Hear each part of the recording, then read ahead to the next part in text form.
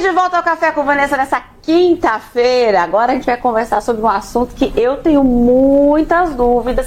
Bom, tudo que se trata assim, né? Vou chamar um advogado, né? Vou chamar um advogado é porque a gente é um especialista. Não é verdade?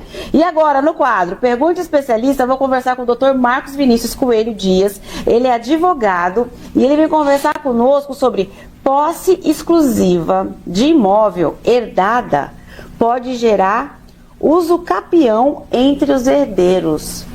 Vamos entender mais sobre isso? Vem comigo nessa manhã. Bom dia, doutor. Bom dia, Vanessa. É um prazer conversar com você hoje, com sua audiência. Muito obrigada, muito obrigada.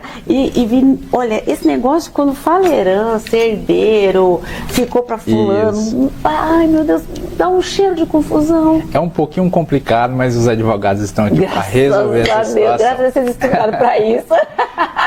No que se refere a um imóvel que é herdado para a pessoa e a possibilidade dela usucapir, que é realizar o usucapião e tomar para ela aquele imóvel... Mas ela não foi herdado? Ela não recebeu? Não é dela? Isso, mas existe... Se ela herdou, ela teria que dividir com os outros herdeiros. Se ela tiver outros herdeiros, outros irmãos ou outros parentes. E se tiver um papel que diz que é só dela? Que é só... Nesse caso aí não seria necessário nem do inventário e nem da usucapião. E nesse caso, então, que... Nesse caso que a gente gostaria de falar seria da usucapião. Quando uma pessoa recebe por herança, informalmente, um imóvel de uma pessoa que já faleceu e ela deixou alguns irmãos. Nesse caso, ela precisa entrar com a ação de usucapião para registrar aquele imóvel no seu nome e garantir que aquele imóvel seja de fato seu, para que ela possa vender. Agora eu entendi. Mas, por exemplo, são 4 filhos, tá? E um deles morou a vida toda naquela casa, né? E aí o pai falou assim, ó, eu vou mudar um apartamento menorzinho, fica morando aí com a sua família, fica morando aí. E aí, faleceu.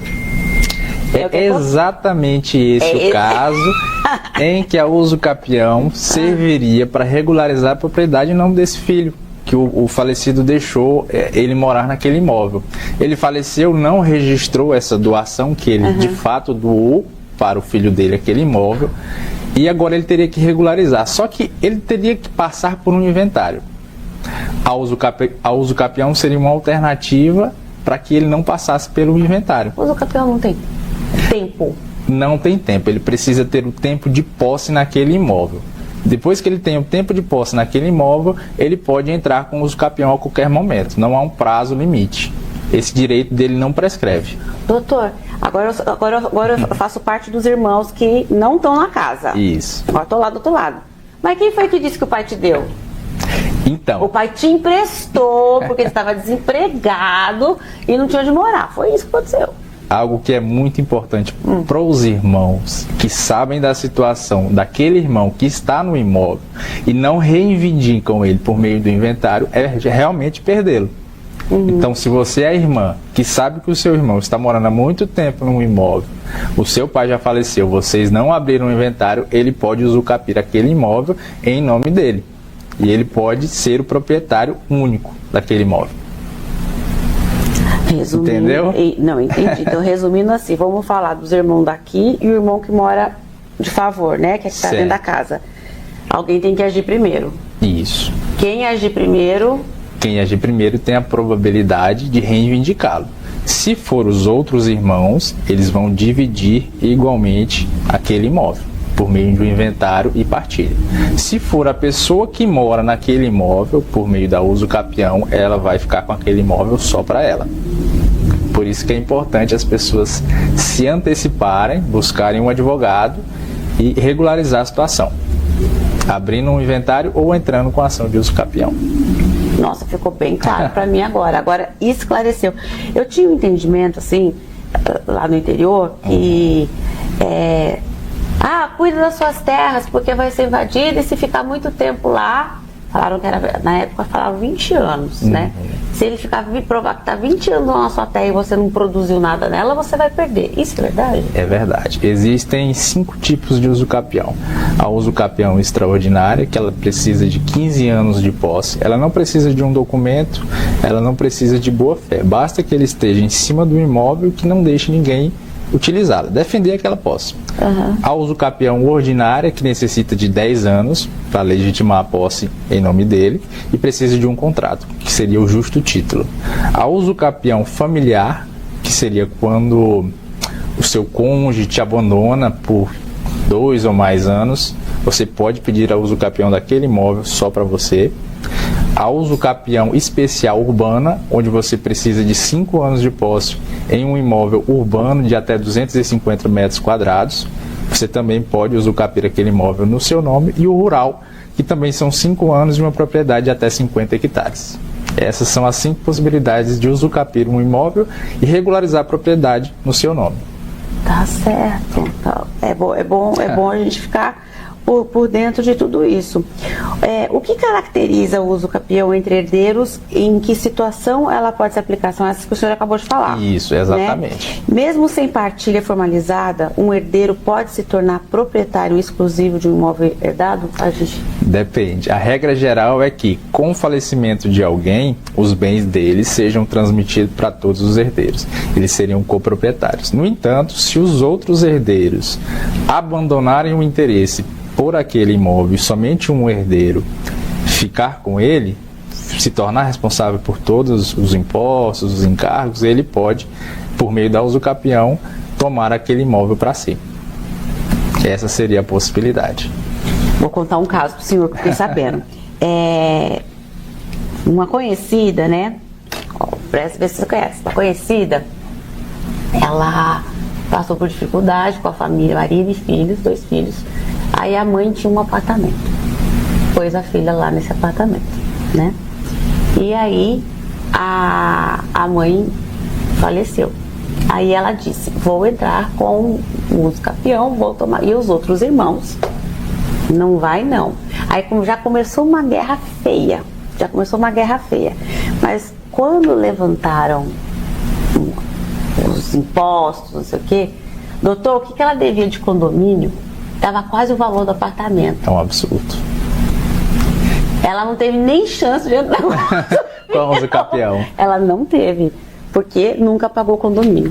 Esse é um caso muito comum, porque um dos requisitos para o usucapião é o agir como dono.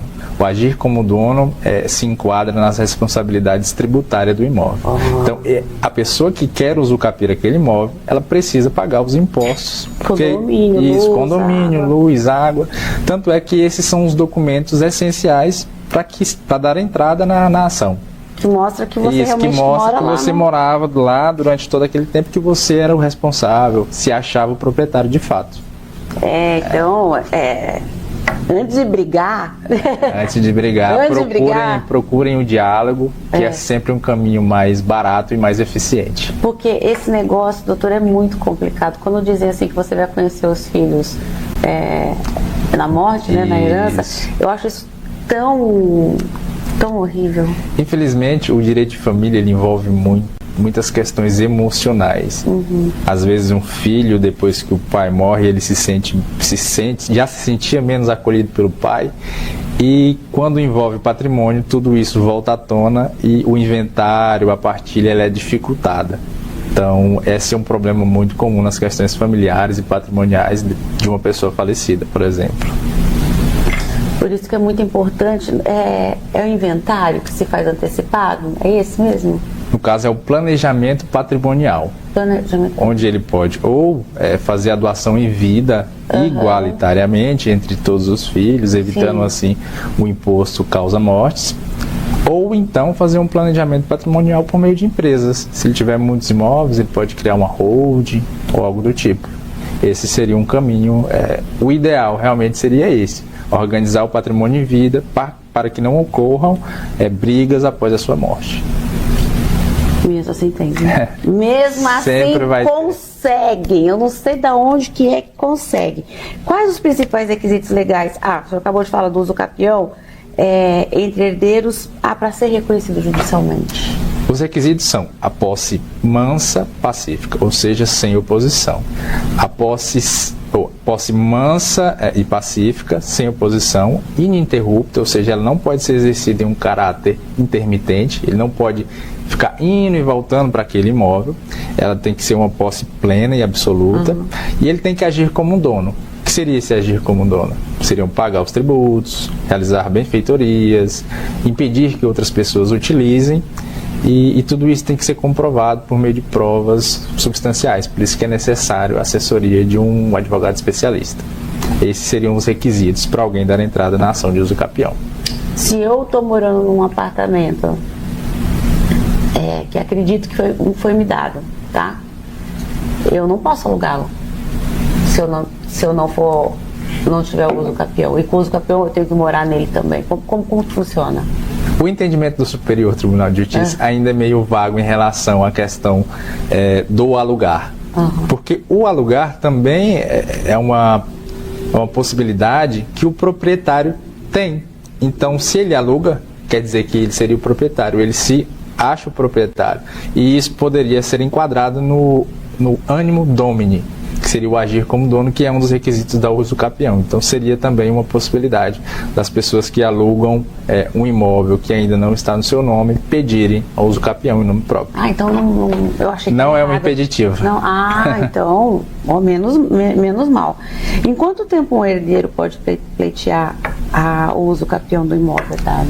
Se ele tiver o tempo necessário, e no caso aqui específico dos herdeiros, precisa de uma posse de no mínimo 15 anos, ele pode dar entrada na ação de uso capião a qualquer momento. Não há um prazo limite para isso. Mas é bom que ele se antecipe, porque a gente sabe que no meio desse caminho aí, uma pessoa pode sofrer alguma baixa financeira e querer reivindicar esse imóvel como uma forma de se reestruturar. Sim. Então é interessante a pessoa se antecipar. Gente, por isso vamos trabalhar. Vamos trabalhar que vai dar tudo certo. Aquilo que tiver que ser seu, vai ser seu. Exatamente, vamos dialogar. Vamos dialogar. E que tipos de provas são aceitas para comprovar, além das contas, né, que o senhor falou, para comprovar a posse exclusiva e a exclusão dos outros herdeiros? Então, e manter o apartamento em dia, né? Porque o senhor já viu como fica destruído de judiação? Exatamente. As provas mais utilizadas nesse tipo de ação são os pagamentos de impostos. Se for um imóvel urbano, os pagamentos do IPTU. Se for um imóvel rural, o pagamento do ITR.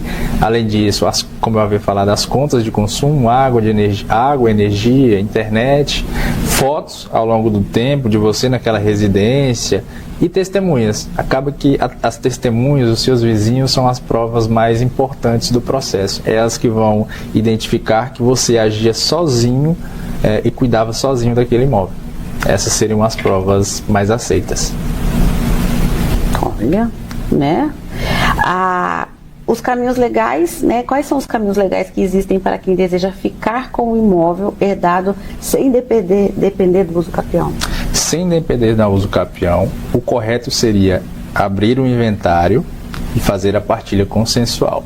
Mas um filho só pode? Isso, ele pode dar entrada no inventário e fazer a partilha consensual. No entanto, ele vai ter que compensar os outros herdeiros se ele desejar ficar com esse imóvel. Esse seria o caminho mais rápido e prático. Ele fica com o imóvel e compensa o direito dos outros irmãos ou os outros parentes que eles teriam daquele imóvel em dinheiro, o que vai depender também da análise do juiz, para quantificar quanto valeria, né, a quota parte deles nesse imóvel. Essa seria uma solução.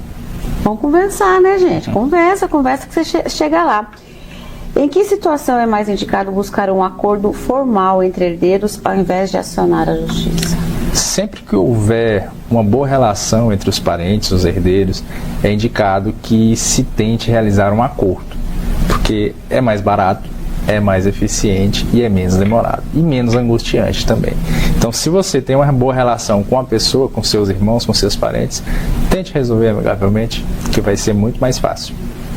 Depois que o inventário é feito, depois do que há uma partilha ou já é entregue em vida, tudo, aquele líder da família, ele já fez tudo isso em vida. E após a morte dele, quererem contestar, isso não existe ou existe? A única possibilidade de contestarem o reenquadramento do patrimônio do falecido é se ele extrapolar a legítima. Nenhum herdeiro pode receber mais do que o outro. Se ele fez isso em vida, o que recebeu mais terá de devolver a quota parte que foi excedida, em dinheiro ou no próprio bem que ele recebeu. Essa seria a possibilidade, se o falecido excedeu a legítima dos herdeiros. Eu não sabia. Ficou claro, né? Ficou, essa mas parte acredita é uma dúvida bastante comum. Essa. Eu achei assim, para fulano eu vou deixar mais tanto, porque não sei o quê, ou para outra eu vou deixar só tanto. Por exemplo, a pessoa que faleceu, ela deixou um apartamento de R$1 milhão para uma pessoa e R$500 mil para outra pessoa. Nesse caso, excedeu a legítima em R$500 mil, porque eles receberam bens de valores diferentes. Essa pessoa que recebeu menos, ela pode contestar o recebimento da outra e requerer a metade desses 500 mil reais, ou seja, os 250 mil reais, para ficarem todos igualitariamente nessa relação que eles tinham com o falecido. Aí quem tem que pagar é esse irmão aqui. Quem tem que pagar é o irmão. Isso. Mas existe um prazo para que isso ocorra. Depois do falecimento, são 5 anos para ele dar a entrada nessa ação. Senão ele perde o direito de reivindicar esse excesso que o irmão recebeu a mais. Tá certo. Tá. Eu posso colocar num testamento pessoas que não são filhos legítimos? Sim. No testamento, você também não pode exceder a legítima e não pode dispor do que mais do que 50% do seu patrimônio. Então, 50% você pode deixar para quem você quiser. Para uma instituição de caridade, para a igreja, para um primo, para uma tia distante. E isso vai ficar a encargo da pessoa. Mas ele não pode exceder os 50% do todo o patrimônio dele. Esse é o único requisito. Entendi. Doutor, mas esse assunto tá falando pra manga, né? Você vai puxando um, vai costurando. A gente lembra de uma pessoa... Nossa, enquanto você tava falando, já lembrei tanto caso aqui que chega pra gente. E deixa eu falar pro senhor. Olha, o Instagram do doutor tá aí na tela pra você, tá? É @marcoscoelho.adv, tá bom? De advogado. O senhor é ativo nas redes sociais. Se mandar um direct lá... Eu vou responder. Então tá beleza. A gente vai bater um papo e o melhor encaminhamento vai ser feito. Então tá certo. Lá na bio do Instagram, você vai saber mais sobre o doutor, como encontrá-lo, como falar com ele e também tirar as suas dúvidas, né? Então, eu acho que quanto antes a gente colocar um especialista no assunto, menos dores nós vamos ter. Menos dores e mais facilmente aquele problema pode ser resolvido. Porque fica um acha, o outro acha, e meu Deus, acabou o Natal, né, gente? Acabou Páscoa, acabou Ano Novo, acabou tudo. Ninguém vai se reunir. E fica só o problema. Isso. Nós vamos resolver isso. O doutor Marcos tá aí para te ajudar. Doutor, volte mais com esses assuntos que são muito bons. Foi um prazer conversar com você e sua audiência. Muito obrigada, viu? Uma boa quinta-feira. Obrigado. Gente, não briga não. Liga pro doutor Marcos, tá bom? Liga lá pro escritório e resolve isso. Não tem coisa... A família já tá sofrendo pela perda, não é verdade? Pra que fazer tudo isso? Eu sei que não é fácil, tá bom? Também tenho família. Mas a gente chega lá. Olha, você ligou a TV agora, perdeu a entrevista, pegou no finalzinho... Corre na plataforma da Rede TV Tocantins, confira essa entrevista na íntegra e melhor, compartilhe muito pros irmãos, tá bom? Manda pra todo mundo. Vamos para um rápido break, na volta tem mais Café com Vanessa, não saia daí.